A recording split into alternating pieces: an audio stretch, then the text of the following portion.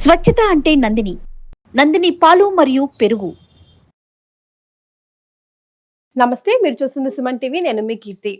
ఈ సంవత్సరంలో రాబోయే సోమవతి అమావాస్యకి చాలా చాలా చాలా ప్రత్యేకత ఉంది.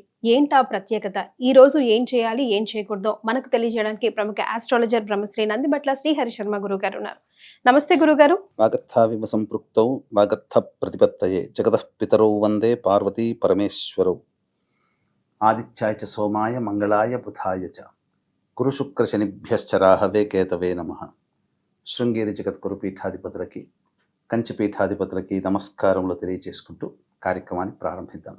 గురుగారు, సోమవతి అమావాస్య చాలా చాలా స్పెషల్ అంటున్నారు కదా, ఏంటా స్పెషల్ గురుగారు? మనకు అమావాస్యలు చాలా ఉంటాయి, ప్రతి నెల వస్తుంటుంది. అవును కదా. ఆదివారం అమావాస్య వస్తే ఆదివారం అమావాస్య విశేషం, గురుగారు మంగళవారం అమావాస్య చాలా విశేషం, శనివారం అమావాస్య వస్తే చాలా విశేషం, గురువారం అమావాస్య వచ్చిన విశేషమే.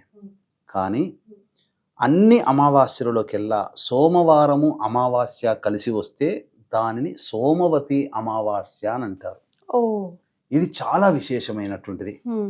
మీరు అన్నారు కదా ఏంటా స్పెషల్ ఈ సంవత్సరంలో అంటే, ప్రతి సంవత్సరం సోమవతి అమావాస్యలు ఒక 2 లేదా 3 ఉంటాయమ్మా. ఓకే.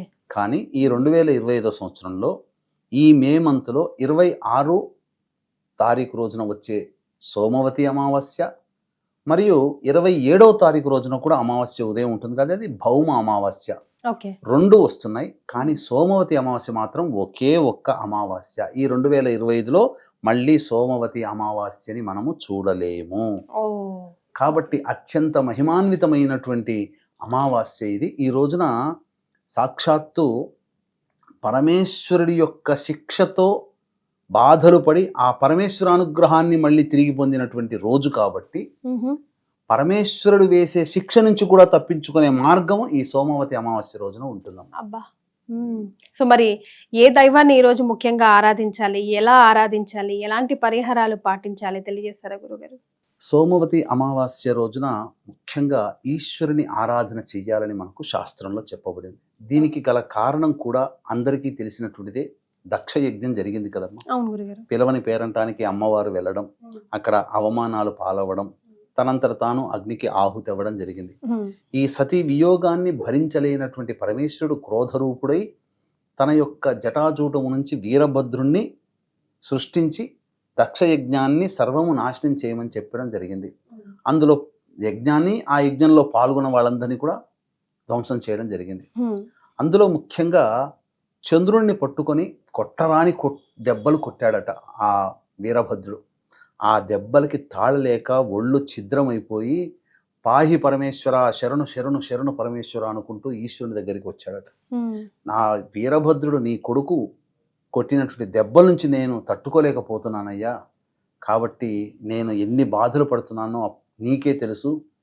ఎవరెవరో వచ్చి నిన్ను వేడుకుంటారు, కానీ నీ వల్లనే నాకు ఇటువంటి దెబ్బలు తగిలినాయి, కాబట్టి నువ్వే నన్ను రక్షించాలి పరమేశ్వర అంటే ఆ చంద్రుని యొక్క బాధని చూడలేక, ఎందుకంటే చంద్రుడు ఎవరో కాదు, తోడల్లుడు.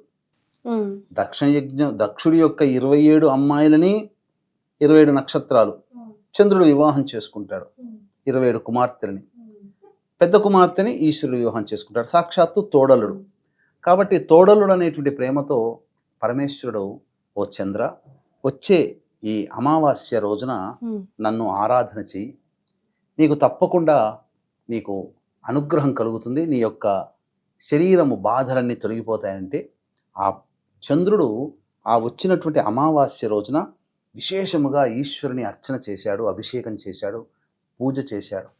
తన్వయత్వముతో ఆ పరమేశ్వరుడు ఆ చంద్రుడికి కలిగినటువంటి తాపములు, శరీర తాపములు, వీరభద్రుడు కొట్టినటువంటి దెబ్బలకి చాలా శరీరం ఛిద్రమైతే ఆ దేహం అంతా కూడా తిరిగి మళ్ళీ పూర్వదేహాన్ని పొందే విధంగా అనుగ్రహించి ఆ రోజు నుంచి కూడా ఆ చంద్రుణ్ణి తన యొక్క సిగలో అమర్చుకున్నాడు ఆభరణంగా. ఆ రోజు ఏ రోజు అయ్యా అంటే అమావాస్య సోమవారం అయింది. కాబట్టి ఈ సోమవారం అమావాస్య కలిసి వచ్చినటువంటి రోజున చంద్రుడు ఉపాసన చేశాడు ఈశ్వరుని. కాబట్టి ఆ రోజున ఎవరైతే సోమవతి అమావాస్య వచ్చినటువంటి రోజున ఎవరైతే పరమేశ్వరుని ఉపాసన చేస్తారో, పరమేశ్వరుని ఆరాధన చేస్తారో అటువంటి వారికి అంటే సృష్టి స్థితి లయకారకాలలో లయకారకుడు పరమేశ్వరుడు. శివాజ్ఞ లేనిదే చీమైన కుట్టదు. మనకి ఏ ఇబ్బందులు కలుగుతున్నా, మనకి ఏ సంతోషం కలిగినా అది శివానుగ్రహం వల్లనే. సంతోషము శివానుగ్రహం, దుఃఖము శివాగ్రహం. అటువంటి దుఃఖము, సమస్యలు, ఇబ్బందులు, కష్టాలు, నష్టాలు, బాధలు ఇవన్నీ కూడా ఆ పరమేశ్వరుని యొక్క ఆరాధన చేయడం సోమవతి అమావాస్య రోజున కావున మనకు జాతకరీత్యా కలిగే సమస్యలన్నీ తొలగిపోతాయి. ముఖ్యంగా చెప్పాలంటే ఈ సంవత్సరం మళ్ళీ సోమవతి అమావాస్యని మనము చూడలేము. ఈ మే 26వ తారీఖు రోజున మాత్రమే ఉంది. అది కూడా మనం గమనించుకున్నట్లయితే మధ్యాహ్నం 12 గంటల తర్వాత ఈ అమావాస్య ప్రారంభమవుతుంది. సోమవారం రోజున ప్రదోషకాల సమయానికి అమావాస్య ఉంటుంది. కాబట్టి చాలా గొప్పగా ఈశ్వరుని ఆరాధన చేస్తే చాలా మంచి అనుగ్రహం కలుగుతుందని చెప్పవచ్చు. సో మరి ఎలాంటి పూజా విధానం చేయాలి గురుగారు ఈ రోజు? ముఖ్యంగా ఈ సోమవతి అమావాస్య రోజున ఉపవాసం ఉండాలమ్మా. ఓకే. చతుర్దశి అమావాస్య కలిసి వచ్చినటువంటిది సోమవారం అయింది ఆ రోజున. కాబట్టి విశేషంగా ఈ సోమవతి అమావాస్య రోజున పూజా విధానంలో చేయాల్సినటువంటిది ఈశ్వర ఆరాధన, 2 పితృదేవత ఆరాధన. ఓకే. విశేషం ఏంటంటే అమావాస్య సూర్యుడు మాత్రమే ఉండేటువంటి రోజు, చంద్రుడు కనిపించినటువంటి రోజు. పైగా సూర్యుడి నక్షత్రమైనటువంటి కృత్తికా నక్షత్రం వస్తుంది మధ్యాహ్నం నుంచి. పొద్దున పూట భరణి నక్షత్రం ఉంటుంది. ఆ భరణి నక్షత్రానికి అధిపతి ఎవరు? యముడు.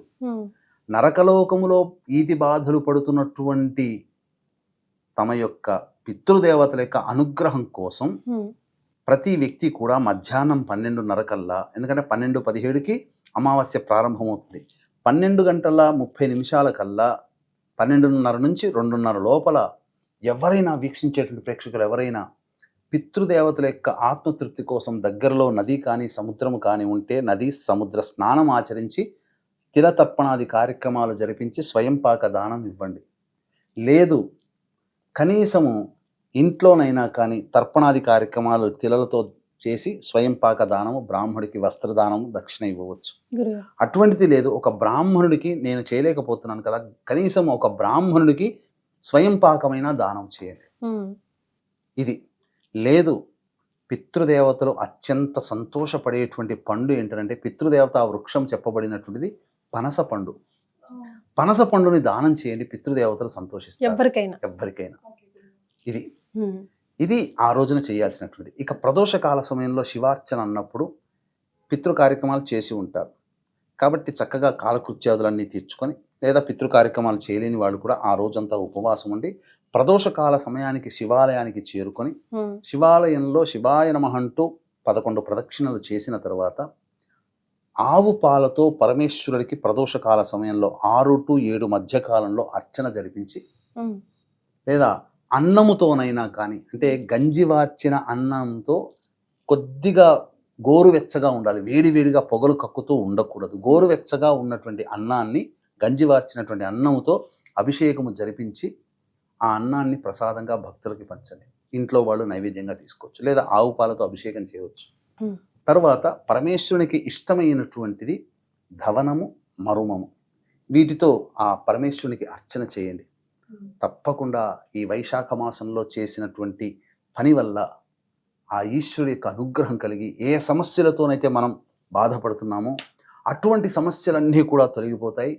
వీక్షించేటువంటి ప్రేక్షకులు కూడా మళ్ళీ మళ్ళీ చెప్తున్నానండి, ఇటువంటి సోమవతి అమావాస్య ఈ సంవత్సరం ఇదొక్కటే ఉంది. ఇంకా మళ్ళీ సోమవతి అమావాస్య ఈ 2025వ సంవత్సరంలో లేదు.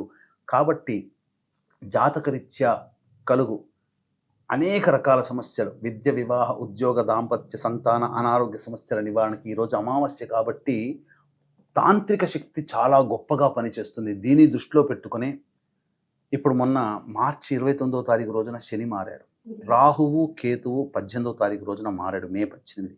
మే 14వ తారీఖు రోజున గురువు మారాడు.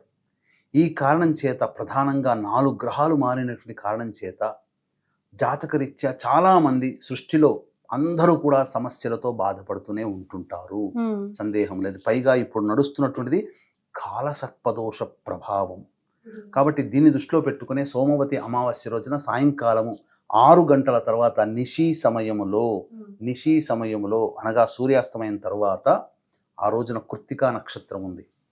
సకలమైనటువంటి ప్రయోగ బాధలు పడుతున్నటువంటి వాళ్ళు ఎవరైనా కానీ, కొంతమంది ప్రయోగం చేసి ఉంటారు మా మీద అని అంటుంటారు కదా, ఆ ప్రయోగ బాధలు పడుతున్నటువంటి వాళ్ళు, శని దోష సమస్యలతో బాధపడుతున్నటువంటి మేష మిథున కర్కాటక సింహ కన్య వృశ్చిక ధనస్సు కుంభ మీన రాశిలో జన్మించినటువంటి వారు, అలాగే అనేక రకాలైనటువంటి సమస్యలతో బాధపడుతున్నారు, ముఖ్యంగా నరదోష నరదృష్టి ప్రయోగం చేశారేమో అనేటువంటి వాళ్ళందరికీ కూడా విముక్తి నివారణార్థమై, తెలియక చేసినటువంటి కర్మలు ఏవో మనల్ని వెంటాడుతున్నటువంటివన్నీ అనేటువంటి ఆ దోష నివారణార్థమే రాహుకి చిన్నమస్త, రాహుకి అంతరిక్ష దేవత, కేతువుకి ధూమవతి, గురువుకి తార, అలాగే శనికి కాళి, వీటితో పాటుగా కాళీ హోమము కూడా, కాళీ హోమము మరియు వారాహి హోమం కూడా, ఈ 5 రకాల హోమాది కార్యక్రమాలు సశాస్త్రీయముగా ఉపాసనా పరులు, మామూలు బ్రాహ్మలు కాదండి, చక్కగా మంత్రదీక్ష తీసుకున్నటువంటి ఉపాసనా పరులతో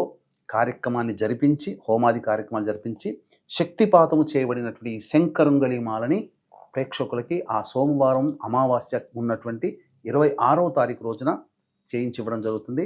సాయంత్రం 5 గంటల లోపల ఈ కార్యక్రమంలో నమోదు చేసుకోవచ్చు. వీక్షించేటువంటి ప్రేక్షకులు ఇటువంటి అవకాశాన్ని మిస్ చేసుకోకండి. ఇది చాలా కీలకమైనటువంటి రోజుగా చెప్పబడి ఉంది. ఇక అవకాశం ఉంటే చాలా సాధారణమైనటువంటి సోమవతి అమావాస్య రోజున మర్రి చెట్టుకి ఆవు పాలు మరియు చక్కెర కలిపినటువంటిది మర్రి చెట్టుకి వేసి ధార పోసిన, మొదట్లో వేసిన రావి చెట్టు దగ్గర శివాయ నమః అంటూ 108 ప్రదక్షిణలు చేసి, ఒక రాగి చెంబులో నీళ్లు లేదా ఏదైనా కానీ నీళ్లు ఆ రావి చెట్టు మొదట్లో వేసి వచ్చినా చాలా 108 ప్రదక్షిణలు చేయాలి. శివాయ నమః అనుకుంటూ ప్రదక్షిణలు కనుక చేస్తే చాలా గొప్పది. అంతేకాకుండా ఈ అమావాస్య 2 సార్లు వస్తుంది, 2 రోజులు ఉంటుంది. భౌమ అమావాస్య కూడా వస్తుంది. కాబట్టి మంగళవారం అమావాస్య ఉదయం సమయం కూడా చాలా పవిత్రమైంది, ప్రత్యేకమైందని చెప్పవచ్చు. ఒకవేళ ఈ సోమవారం అమావాస్య రోజున వీలు కుదిరినటువంటి వాళ్ళు ఉదయం 8:30 లోపల తర్పణాది కార్యక్రమాలు చేయవచ్చు. ఓకే, నెక్స్ట్ మంగళవారం రోజు కూడా చేయవచ్చు. రైట్. సో గురుగారు గంటబద్ధంగా ఎన్నిసార్లు చెప్తున్నారు, గురుగారు వాక్కు బ్రహ్మవాక్కుగా మనం అందరం పాటిస్తూ ఉంటాం కాబట్టి సోమవారం సోమవతి అమావాస్య మనం అంతా సద్వినియోగం చేసుకోవాలని, అలాగే గురుగారు పరిహారాలు కూడా సూచించారు. అండ్ ముఖ్యంగా కొన్ని రాశుల వారికి కలిసి రావట్లేదు, ఆ రాశుల వారు గురుగారు చేసే కార్యక్రమంలో కూడా పాల్గొనవచ్చు. వివరాల కోసం కింద స్క్రోల్ అవుతున్న నంబర్కి కాల్ చేసి మిగతా డీటెయిల్స్ ని తెలుసుకోవచ్చు. చాలా సంతోషం గురుగారు, ధన్యవాదాలు. సర్వం శ్రీ ఉమామహేశ్వర పరబ్రహ్మార్పణమస్తు.